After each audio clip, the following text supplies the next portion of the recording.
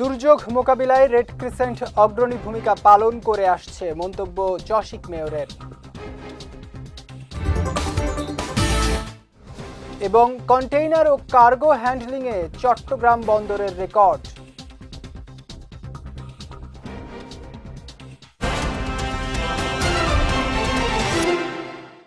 আসসালামু আলাইকুম। চট্টগ্রাম সংবাদে আমন্ত্রণ জানাচ্ছি আমি জাওয়াদ অন্তু। শুনছিলেন শিরোনাম, এবারে বিস্তারিত। মানবিক বিপর্যয় ও দুর্যোগ মোকাবিলায় বাংলাদেশ রেড ক্রিসেন্ট সোসাইটি সবসময় অগ্রণী ভূমিকা পালন করে আসছে বলে মন্তব্য করেছেন চট্টগ্রাম সিটি কর্পোরেশনের মেয়র ও চট্টগ্রাম সিটি রেড ক্রিসেন্টের চেয়ারম্যান ডাক্তার শাহাদাত হোসেন। গতকাল বিকেলে বাংলাদেশ রেড ক্রিসেন্ট সোসাইটির সহযোগিতায় এবং চট্টগ্রাম সিটি রেড ক্রিসেন্টের বাস্তবায়নে চট্টগ্রাম মেডিকেল কলেজ হাসপাতালে হাম আক্রান্ত রোগী ও স্বাস্থ্যকর্মীদের মাঝে হাইজিন কিট বিতরণ এবং হামে আক্রান্ত প্রায় 200 পরিবারের প্রত্যেককে অনলাইন ব্যাংকিংয়ের মাধ্যমে 10,000 টাকা করে আর্থিক সহায়তা প্রদান উপলক্ষে আয়োজিত অনুষ্ঠানে প্রধান অতিথির বক্তব্যে তিনি এই মন্তব্য করেন। বলেন, রেড ক্রিসেন্ট দেশের প্রতিটি দুর্যোগ, সংকট ও মানবিক বিপর্যয়ে সর্বদা সম্মুখ সারিতে থেকে মানুষের পাশে দাঁড়িয়েছে। অনুষ্ঠানে চট্টগ্রাম মেডিকেল কলেজ হাসপাতালের পরিচালক brigadier general Mohammad Taslim Uddin, Chattogram city red ক্রিসেন্টের সেক্রেটারি গোলাম বাকি মাসুদ সহ অন্যান্যরা উপস্থিত ছিলেন। চট্টগ্রাম বন্দরে সদ্য সমাপ্ত 2025-26 অর্থবছরে 35,18,841 TEUS কন্টেইনার এবং 13,77,35,191 টন কার্গো হ্যান্ডেলিংয়ের নতুন রেকর্ড হয়েছে। আগের অর্থবছরে কন্টেইনার হ্যান্ডেলিং হয়েছিল 32,96,760 TEUS। এই হিসেবে কন্টেইনার হ্যান্ডেলিংয়ে প্রবৃদ্ধি হয়েছে 6.76%। একই সময় কন্টেইনারবাহী জাহাজের গড় অবস্থান কাল কমে দাঁড়িয়েছে 2.38 দিনে। বন্দর কর্তৃপক্ষ জানিয়েছে, দেশের মোট আমদানি রপ্তানি পণ্যের প্রায় 92% চট্টগ্রাম বন্দর দিয়ে পরিবাহিত হয়, আর কন্টেইনার পরিবহনের ক্ষেত্রে এই হার প্রায় 98%। সদ্য সমাপ্ত অর্থ বছরে চট্টগ্রাম বন্দর দিয়ে 13,77,35,191 টন খোলা কার্গো পরিবহন হয়েছে। আগের অর্থ বছরে এই পরিমাণ ছিল 13,07,24,783 টন। এখাতে প্রবৃদ্ধি হয়েছে 5.36%। এছাড়া 2025-26 অর্থবছরে চট্টগ্রাম বন্দরে মোট 4,324টি জাহাজ হ্যান্ডেলিং করা হয়েছে, যা আগের অর্থ বছরের 4,077টি জাহাজের তুলনায় 6.06% বেশি। সমাজ কল্যাণ মন্ত্রণালয় ও সমাজসেবা অধিদপ্তরের অধীনে ক্যান্সার, কিডনি, লিভার সিরোসিস, জন্মগত হৃদরোগ ও থ্যালাসেমিয়ায় আক্রান্ত রোগীদের জন্য চলমান আর্থিক সহায়তা কর্মসূচির আওতায় চট্টগ্রাম মা ও শিশু হাসপাতালের 52 জন রোগীকে জনপ্রতি 50,000 টাকা প্রদান করা হয়েছে। গতকাল বিকেলে চট্টগ্রাম বিভাগীয় কমিশনার ডক্টর মোহাম্মদ জিয়াউদ্দিন প্রধান অতিথি হিসেবে উপস্থিত থেকে অনুদানের চেক হস্তান্তর করেন। এ সময় হাসপাতালের লেকচার হলে কার্যনির্বাহী কমিটির প্রেসিডেন্ট সৈয়দ মোহাম্মদ মোর্শেদ হোসেনের সভাপতিত্বে এবং জেনারেল সেক্রেটারি মোহাম্মদ রেজাউল করিম আজাদের সঞ্চালনায় অনুষ্ঠানে বিশেষ অতিথি ছিলেন চট্টগ্রাম মেট্রোপলিটন পুলিশের সাবেক সহকারী পুলিশ কমিশনার মোহাম্মদ মাহফুজুর রহমান। এছাড়া কার্যনির্বাহী কমিটির vice president doctor Kamrun Nahar Dastagir, vice president Abdul Mannan Rana, doctor Mohammad Parvez Iqbal Sharif সহ অনেকে উপস্থিত ছিলেন। চট্টগ্রাম সিটি কর্পোরেশনের ঘোষিত বাজেট পুনর্বিবেচনার দাবি জানিয়েছেন চশিকের মেয়র পদপ্রার্থী অধ্যক্ষ মোহাম্মদ শামসুজ্জামান হেলালি। গতকাল বিকেলে নগরীর সুলভবহর ওয়ার্ডস্থ বাদুরতলা আরাকান সোসাইটির নিজ বাসভবনে বাজেট পরবর্তী এক প্রতিক্রিয়ায় তিনি বলেন, একটি সিটি কর্পোরেশনের বাজেট শুধু আয় ব্যয়ের হিসাব নয়, বরং নগর উন্নয়নের রূপরেখা ও নাগরিক প্রত্যাশার প্রতিফলন।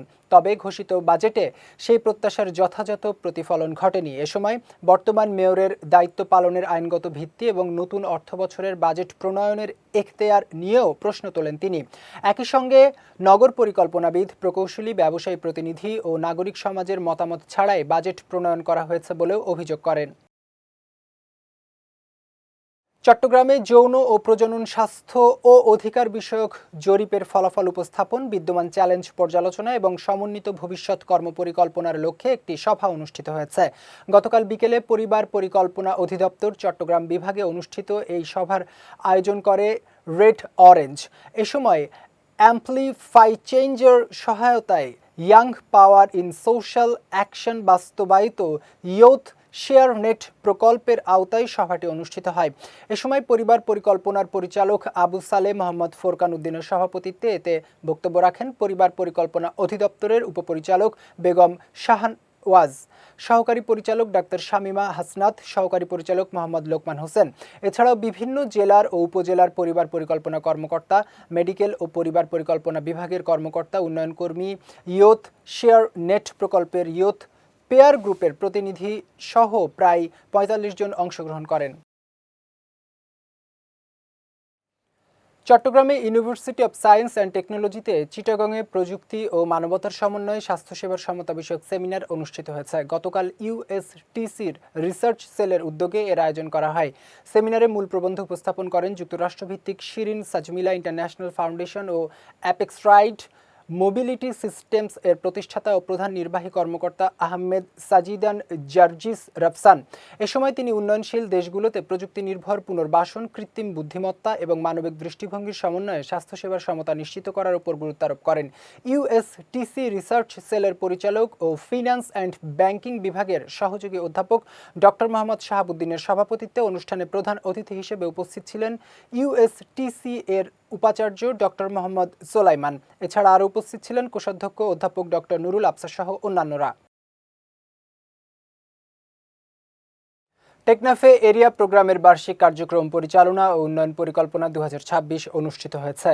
গতকাল উপজেলার আলো রিসোর্ট কনফারেন্স রুমে এই অনুষ্ঠান সম্পন্ন হয়। এ সময় বিজিএস এর প্রতিনিধি আব্দুল হামিদের স্বাগত বক্তব্যে এতে প্রধান অতিথি হিসেবে টেকনাফ উপজেলা প্রাথমিক শিক্ষা কর্মকর্তা মোহাম্মদ মনিরুজ্জামান আরজু উপস্থিত ছিলেন। এছাড়াও বিশেষ অতিথি হিসেবে টেকনাফ উপজেলা উপসহকারী কৃষি officer Shafiul Alam, Teknaf crime reporters সোসাইটির সভাপতি গিয়াসউদ্দিন ভুলু, জেলা এরিয়া প্রোগ্রাম অফিসার দেবাশিস আচার্য ও দেবাশিস ম্লান, ওয়ার্ল্ড ভিশনের প্রতিনিধি প্রণয় এস পালমা উপস্থিত ছিলেন। এই অনুষ্ঠানে শিশু শ্রম বন্ধ, বাল্যবিবাহ প্রতিরোধ, শিশু নির্যাতন ও পাচার রোধ, স্বাস্থ্য ও পুষ্টি বিষয়ে সচেতন করাসহ আরও বিভিন্ন বিষয়ে আলোচনা শেষে সিদ্ধান্ত গৃহীত হয়। কক্সবাজারের পেকুয়ায় টয়টং ইউনিয়নের টয়টং বাজার সংলগ্ন এলাকায় ওয়ারিশ সূত্রে পাওয়া জমিতে সীমানা প্রাচীর নির্মাণের মাধ্যমে জোরপূর্বক জায়গা দখলের চেষ্টার অভিযোগে সংবাদ সম্মেলন করেছে ভুক্তভোগী ওয়ারিশগণ। গতকাল পেকুয়া প্রেস ক্লাবের হল রুমে এক সংবাদ সম্মেলনে এসব অভিযোগ তুলে ধরেন জায়গার মালিক সমুদা খাতুনের ওয়ারিশগণ। এ সময় লিখিত বক্তব্যে তারা অভিযোগ করে বলেন, বারবাকিয়া ইউনিয়নের বারাইয়ার কাটা এলাকার বাসিন্দা প্রকৌশলী হাসান ও তার চাচাতো ভাই সাদেকের নেতৃত্বে একদল ভাড়াটে লোকজন নিয়ে সম্প্রতি তাদের ওয়ারিশি সম্পত্তি জোরপূর্বক দখলের চেষ্টা চালানো হচ্ছে। এ বিষয়ে তারা প্রশাসন ও আদালতের নির্দেশনা কার্যকর করে ওয়ারিশি সম্পত্তি রক্ষা এবং দখল চেষ্টায় জড়িতদের বিরুদ্ধে আইনগত ব্যবস্থা গ্রহণের দাবি জানান। বাঁশখালী পৌরসভার ৪ নম্বর ওয়ার্ডের নমপাড়া সূর্য মহাজনের বাড়ির ব্যবহৃত পুকুর ভরাট করে বিল্ডিং নির্মাণের অভিযোগ উঠেছে একই এলাকার উজ্জ্বল কান্তি দাস নামের এক ব্যক্তির বিরুদ্ধে। জানা যায়, পুকুর ভরাট বন্ধ ও ঘর নির্মাণ বন্ধ চেয়ে লিখিত অভিযোগ দিয়েছে ভুক্তভোগীরা। এই লিখিত বক্তব্যে ভুক্তভোগীরা জানায়, উজ্জ্বল কান্তি দাস নামের ওই ব্যক্তি তাদের না জানিয়ে জোরপূর্বক জায়গা ভরাট করে বহুতল বিল্ডিং করার চেষ্টা করছে। তারা আরও জানান, প্রতিকার চেয়ে স্থানীয় প্রশাসন বরাবর তারা অভিযোগ জানিয়েছেন। এ বিষয়ে বাঁশখালী উপজেলা নির্বাহী কর্মকর্তা রুহুল আমিন বলেন, সরেজমিনে তদন্ত করার পর আইনগত ব্যবস্থা গ্রহণ করা হবে। চট্টগ্রাম বন্দর এনসিটি, সিসিটি সহ বিভিন্ন প্রতিষ্ঠান ডিপি ওয়ার্ল্ড সহ বিদেশি প্রতিষ্ঠানকে ইজারা দেওয়ার প্রতিবাদে মানববন্ধন করেছে বন্দর রক্ষা সংগ্রাম পরিষদ ও বাংলাদেশ শ্রমিক কর্মচারী ঐক্য পরিষদ। এ সময় উপস্থিত ছিলেন স্কপের নেতা বাবু তপন দত্ত, বাংলাদেশ জাতীয়তাবাদী শ্রমিক দলের চট্টগ্রাম বিভাগীয় কমিটির সাধারণ সম্পাদক কাজী শেখ নুরুল্লাহ বাহার, চট্টগ্রাম বিভাগীয় শ্রমিক দলের সহ সাধারণ সম্পাদক মোহাম্মদ ইব্রাহিম ফরাজি, শ্রমিক নেতা এসকে খোদা তোতন, তসলিম হোসেন সেলিম, মোহাম্মদ বাতেন, মোহাম্মদ হারুনুর রশিদ সহ সংগঠনের অন্যান্য নেতারা। এ সময় বক্তারা প্রধানমন্ত্রীকে দেশবিরোধী এই চুক্তি থেকে সরে আসার আহ্বান জানান। টিভি ক্যামেরা জার্নালিস্ট অ্যাসোসিয়েশন চট্টগ্রামের আয়োজনে ব্রাজিল বনাম আর্জেন্টিনা প্রীতি ফুটবল ম্যাচ অনুষ্ঠিত হয়েছে। সকালে চট্টগ্রাম জেলা ক্রীড়া স্টেডিয়ামে এই খেলার আয়োজন করা হয়। এ সময় অংশ নেন টিভি ক্যামেরা জার্নালিস্ট অ্যাসোসিয়েশন চট্টগ্রামের সকল সদস্যরা। ব্রাজিল বনাম আর্জেন্টিনা দুই দলে ভাগ হয়ে ২-২ গোলে ড্র হওয়ার পর ট্রাইবেকারে ৪-৩ গোলে জয়লাভ করে ব্রাজিল। খেলা শেষে টিভি ক্যামেরা জার্নালিস্ট অ্যাসোসিয়েশন চট্টগ্রামের সভাপতি এনামুল হকের সভাপতিত্বে ও সাধারণ সম্পাদক আশরাফুল আলম মামুনের সঞ্চালনায় পুরস্কার বিতরণী অনুষ্ঠানে উভয় দলের হাতে পুরস্কার তুলে দেন চট্টগ্রাম জেলা ক্রীড়া সংস্থার সদস্য সচিব মোহাম্মদ সালাউদ্দিন। এছাড়া চট্টগ্রাম প্রেস ক্লাবের সাধারণ সম্পাদক গোলাম মাওলা Murad, Reliance trade and engineering কর্পোরেশনের স্বত্বাধিকারী তহুরা পিঙ্কি ও রহিমা রুহিসহ অনেকে উপস্থিত ছিলেন। চট্টগ্রামের আগ্রাবাদে সিলভার স্পুন বাংলা রেস্টুরেন্টের উদ্বোধন, মতবিনিময় সভা ও গজল নাইট অনুষ্ঠিত হয়েছে।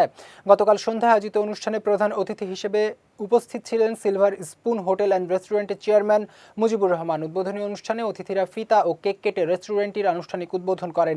রেস্টুরেন্ট কর্তৃপক্ষ জানায়, অতিথিদের কাছে স্বাস্থ্যসম্মত পরিবেশে খাঁটি দেশীয় স্বাদের খাবার পৌঁছে দেয় তাদের মূল লক্ষ্য।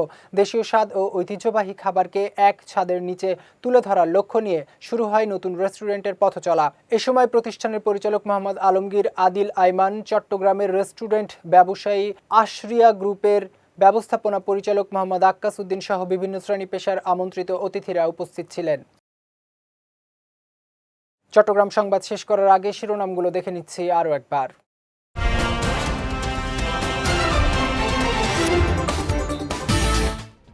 দুর্যোগ মোকাবিলায় রেড ক্রিসেন্ট অগ্রণী ভূমিকা পালন করে আসছে, মন্তব্য চসিক মেয়রের। এবং কন্টেইনার ও কার্গো হ্যান্ডলিংয়ে চট্টগ্রাম বন্দরের রেকর্ড।